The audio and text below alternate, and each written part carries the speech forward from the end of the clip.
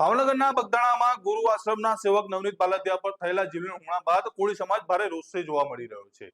પીડિતે આ હુમલા પાછળ લોક સાહિત્યકાર માયાભાઈ આહિરના પુત્ર જયરાજ આહિર અને તેમના સાગરીત હોય તેવા ગંભીર આક્ષેપો કર્યા છે। ઘટનાની ગંભીરતા જોતા ધારાસભ્ય હીરા સોલંકી અને કોળી સમાજના આગેવાનો પીડિતની મુલાકાતે પહોંચ્યા હતા। બગદાણાના આ મામલે કોળી સમાજના આકરા પાણી જોવા મળી રહ્યા છે। તો જોઈએ ત્યારે ધારાસભ્ય હીરા સોલંકી શું કહી રહ્યા છે આ મામલે। જે કાંઈ બનાવ બન્યો છે એને સખ્ત શબ્દોમાં હું વખોડી કાઢું છું।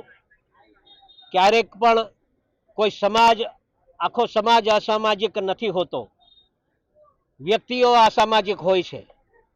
અને આ સમાજ માટે હું કહેવા માંગીશ કે અમારા ડેપ્યુટી મુખ્યમંત્રી સાહેબ હોય, અમારા સીએમ સાહેબ હોય, સંપૂર્ણપણે આવા દાદાઓની દાદાગીરી ચલાવતા નથી। અને મને વિશ્વાસ છે કે આ સમાજને સંપૂર્ણપણે ન્યાય મળશે, નવનીતને ન્યાય મળશે।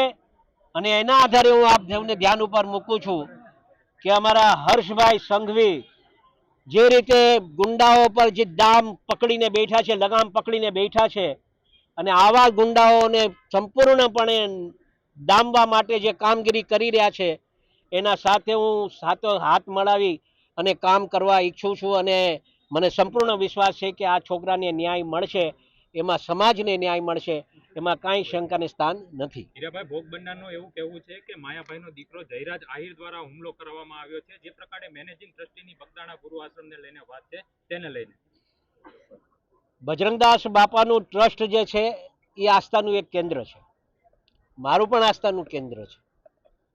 ટ્રસ્ટીઓ બાબતની વાતમાં મને ખ્યાલ નથી કેટલી ટ્રસ્ટીઓની મતલબ ટ્રસ્ટીઓ બાબતની શું વિષય છે, પણ જે આ વિષય જે આને મારી અને જે વિડીયો બનાવી શું સાબિત કરવા માંગે છે, એમ એક દહેશતનો માહોલ સાબિત કરવા માંગે છે। આ વિડીયો બનાવી કોના સાથે વાત ચાલુ હતી એની સંપૂર્ણપણે તપાસ થવી જોઈએ। જો આ સાચી દિશામાં તપાસ થાય તો હું માનું છું કે આ છોકરાની જે આશા લઈને બેઠો છે એને ન્યાય મળે એવું મારું તારણ કાઢવું છે। ભોગ બનનારને મળ્યા છો, આપને કોનું કહ્યું કે કોના દ્વારા હુમલો કરવામાં આવ્યો હતો? મને તો સંપૂર્ણપણે એવે જે વાત કરી છે એવે તો જે લોકોના નામ આપ્યા છે, હવે વાસ્તવિકતા કેટલી સાચી છે કેટલી ખોટી છે એ તો તપાસનો વિષય છે, અને તપાસ થાય પછી જ તો ખ્યાલ આવશે કે શું સાચું છે અને શું નથી। પોલીસે ગઈકાલે બાઇટ આપ્યું ડીવાયએસપીએ, તેમને એવું કહ્યું કે હજુ તપાસ ચાલુ છે, ફરીથી નિવેદન લેવાનું થશે તો અમે નિવેદન પર પાછું નવનીતનું અપાવીશું અને પાછીથી તપાસ કરવાની થવાની હશે તો એ પણ કરાવીશું। પોલીસ સામે કયા પ્રકારના પગલાં લેવાની હવે માંગ ગૃહમંત્રીને કરવામાં આવશે? તાત્કાલિક એ સમાજના લોકોનું કહેવાનું એવું છે કે હમણાં તો પીઆઈ જે છે એ તાત્કાલિક જે સાચી દિશાએ કામ કરવું જોઈએ એ દિશાએ કામ કરતા નથી। ક્યાંક ક્યાંક એને એવું લાગે છે કે એ છાવરવાના પ્રયત્ન કરી રહ્યા છે। એના માટે જો આપણે એસપી સાહેબને હું ડીજી સાહેબને હું રજૂઆત કરીશ કે તાત્કાલિક આ થાય તો સમાજને ક્યાંક નાનો મોટો હમણાં ન્યાય મળે એવું લાગશે। બાકી સોમવારે અમે જવાના છીએ ત્યારે હર્ષભાઈ સાથે વાત કરીશું। અવારનવાર કોળી સમાજ ઉપર જે હુમલાની ઘટનાઓ બનતી હોય છે, આપ કઈ રીતના જોવો? અને આપના માધ્યમથી એ પણ હું કહેવા માંગુ છું મિત્રો કે ભવિષ્યમાં આવી કોળી સમાજ પર ક્યારે આવો અન્યાય ન થાય એના તકેદારી રાખવા માટે પણ આજે અમે આખો સમાજ અહીંયા ભેગો થયો છે।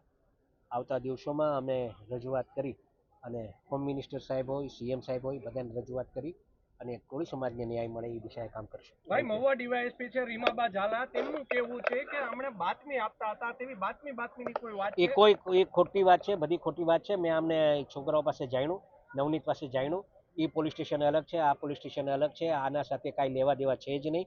આ કોના સગા સંબંધીઓ થાય છે, કોણ છે, હું નહીં, એ તપાસનો વિષય છે, એ થાય પછી સાચી હકીકત બહાર આવે। ડીવાયએસપી શા માટે આ પ્રકારની કાલે પ્રેસ કોન્ફરન્સ યોજી હશે? એ તો હવે એનો તપાસનો વિષય છે, એને જે તપાસમાં એને ધ્યાન ઉપર જે આવ્યું એ ધ્યાન ઉપર મૂક્યું હશે। આપના પોતાના પ્લેટફોર્મ લલકારને લાઈક કરો, ફોલો કરો, સબસ્ક્રાઇબ કરો અને શેર કરો।